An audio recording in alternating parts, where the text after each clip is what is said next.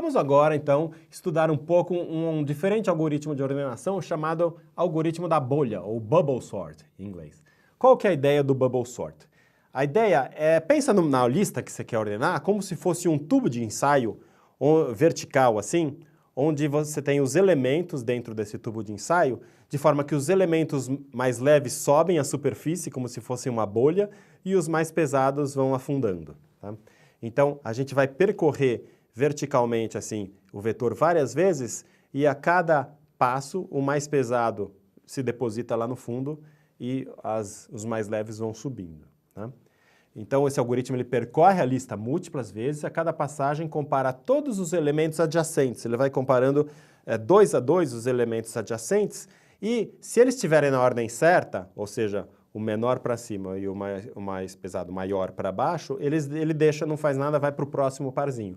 Se esse parzinho dos dois estão na ordem errada, ou seja, o mais leve embaixo e o mais pesado em cima, ele troca de ordem esses dois. Então ele vai subindo assim, trocando de ordem. Tá?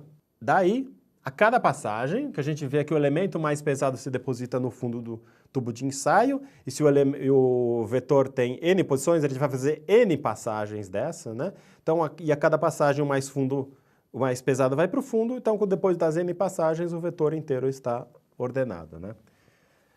Então, vamos ver como que funciona esse algoritmo.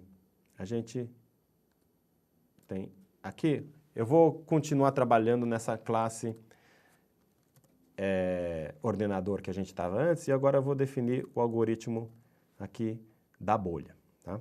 Ou, se você preferir, posso chamar de bubble sort. Ele vai receber como parâmetro ali também uma lista, né? E eu também vou querer ter essa variável fim, só para ficar mais claro, como sendo o comprimento da lista. Tá? Daí, o que nós podemos fazer? Primeiro, eu vou fazer esse for, que vai usar um índice i, e ele vai, eu quero que, esse primeiro for, eu vou começar lá no fim do vetor, na posição fim menos 1, né, que é a última ali posição do vetor, eu quero que ele vá até a posição 0, e o passo é de menos 1 em menos 1. Tá? Então, isso aqui vai ser o meu for. Então, eu começo lá no fim, vou indo para o começo e de menos 1 em menos 1, e a cada uma dessas passagens eu vou descobrir quem é o mais pesado e vou jogar lá para baixo na minha lista. Quem é o mais pesado seria qual é o maior número e vou jogar lá para baixo na lista. Né? Então, agora, cada uma dessas passadas eu vou ter que percorrer todo o vetor fazendo aquela troca dos elementos adjacentes que estão fora de ordem. Então, como que eu faço isso? Eu vou fazer um for j em range, e daí o range que eu vou querer ir desde a posição 0 até a posição i menos 1. Então, eu vou fazer isso aqui, for j em range de i. Tá? E daí, eu vou comparar os dois elementos adjacentes aí, desse for. Então, como que eu faço isso? Eu faço, se a lista, o elemento que está na posição j da lista, é maior do que o elemento que está na posição j mais 1, né? Daí isso significa que está na ordem errada, né? Porque eu quero que os elementos maiores, se é a ordem crescente, estejam mais para o final da lista. Se o j é maior do que está no j mais 1, quer dizer que eles estão na ordem inversa. Então, eu preciso trocar os dois de ordem. E daí o jeito de fazer isso em Python, tem aquele jeito simples em Python, né? Para trocar, ó, lista de j, vírgula, lista de j mais 1, recebe o oposto, né? Recebe lista de j mais 1, vírgula, lista de j. Então isso aqui vai trocar de lugar os elementos que estão na posição lista de j e lista de j mais 1. E por incrível que pareça, terminou. É só isso o algoritmo do bubble sort, né? Para vocês entenderem bem como funciona, eu gostaria que vocês rastreassem em casa isso aqui, pegassem um exemplo e rastreassem, né? Mas pensando rapidamente, vamos só de brincadeira aqui, rastrear com um exemplo aqui. Esse aqui. Por exemplo, vamos supor que eu tenho esse vetor aqui 5, 1, 7, 3, 2. Tá? Então eu quero ordenar de forma que o 5 é a primeira posição do vetor e o 2 lá é a última posição do vetor. Né? Então, eu começo aqui do final, veio do 2 a 2. Então, primeiro eu vou comparar aqui. Então, a gente vai percorrer na primeira iteração o vetor inteiro.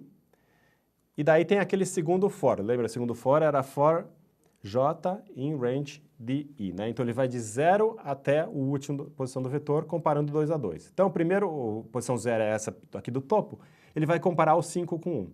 5 com 1 está na ordem certa, ou seja, o menor vem antes? Não, está na ordem errada. Então, o que ele vai fazer? Ele vai trocar de lugar aqui, vai colocar 1 e 5 aqui. E agora vai comparar o 5 com 7. 5 com 7 está na ordem certa? Sim, está na ordem certa, porque 7 é maior que o 5. Então, não faz nada, vem para o próximo. Daí o 7 fica aqui. 7 com 3 está na ordem certa? 7 com 3 não, porque o 3 é menor. Então, troca de lugar. O 3 vem para cá e o 7 para cá. 7 com 2 está na ordem certa? Não também. Então, o 2 vem para cá e o 7 está aqui. Então, assim terminou a primeira iteração daquele for mais externo e a gente viu que o mais pesado já está aqui na última posição. E agora a gente executa de novo lá do começo, mas agora indo só até aqui o 2, não precisa mais mexer com o 7. Então, pronto. 1 com 5 está na ordem certa? Sim, então não mexe nada. 5 com 3 está na ordem certa? Não, então troca. Aqui vem o 3, aqui vem o 5. 5 com 2 está na ordem certa? Não, troca. 2, 5. 5, e agora pronto, terminou. E o 7 não mexe mais. Então note que agora o 5 e o 7 já estão ordenados. Então começa de novo lá de cima. 1 com 3 está na ordem certa? Sim, então não troca. 3 com 2 está na ordem certa? Não, então troca. 2 vem para cá e o 3 vem para cá. E pronto, terminou, o 5 e o 7 já estão ordenados. Então, nesse ponto, o 3, 5 e 7 já estão ordenados, só falta ver o 1 com 2. 1 com 2 está na ordem certa? Sim, então não troca nada e o resto também não troca nada. Terminou, nosso vetor está ordenado. Então, assim que funciona o bubble sort. Tá?